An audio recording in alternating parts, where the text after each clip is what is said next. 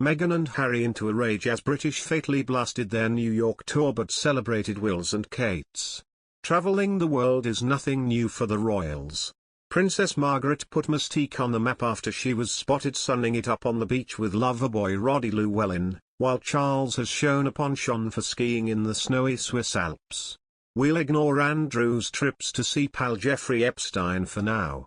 But pleasure aside, travelling is also part of the job for the royals, from the Queen's Commonwealth tours to official state dinners above and below the equator. In 2014, Kate and William embarked on a 3-day tour of the Big Apple, where they were hailed as the royals of a new generation.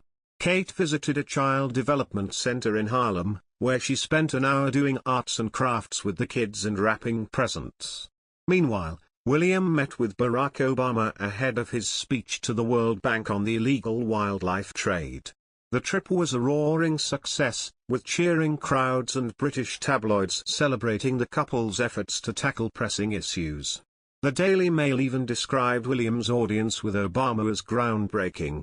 However, when Meghan and Harry embarked on a similar trip to New York this weekend, they were annihilated. Even their outfits came under scrutiny. Prince Harry and Meghan Markle just visited New York City for their first in-person engagements since they welcomed their daughter Lily. In June, the Duke and Duchess of Sussex attended the charity concert Global Citizen Live on Saturday, September 25, at which they promoted vaccine equity. The Duchess and Duke of Sussex visited PS 123's playground in Harlem, sound familiar? And donated to the temporary housing unit with free cleaning and hygiene products. The couple also donated a washer and dryer for students to keep their uniforms clean, as well as garden boxes filled with vegetables and herbs. They also pledged to donate $25,000 to Melba's, a black-owned restaurant renowned for its chicken and eggnog waffles, followed by an appearance at the Global Citizen Festival to advocate for vaccine distribution to countries in need. Harry and Meghan were in New York City for less than 24 hours before multiple British tabloids took issue with their trip. For example, the Daily Mail criticized the couple for having cocktails on Wednesday night, and for not bringing Archie and Lily with them to New York. The Daily Mail also questioned Markle's outerwear for her visit to One World and criticized how much jewelry she was wearing during her visit to the observatory. Likewise, the Scottish Sun implied it was embarrassing that the couple was treating their visit like a royal tour, and the Mirror featured a body image expert who claimed Meghan and Harry seemed anxious at their appearances, even though they were affectionate and smiling at each other.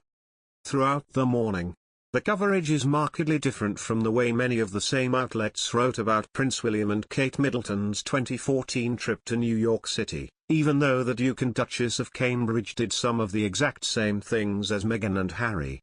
For instance, multiple British tabloids celebrated Middleton's decision to wear a pink coat during her visit to the 9/11 memorial.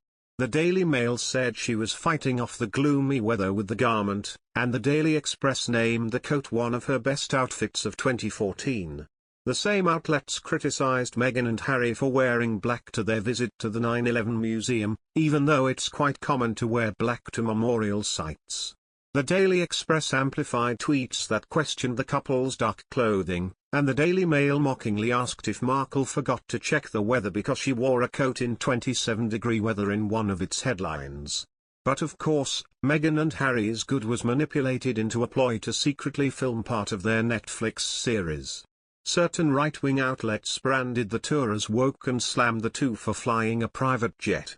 Meghan was accused of trying to be Michelle Obama for wearing a coat, and the charitable trip was dubbed as a pseudo-royal tour, and the charitable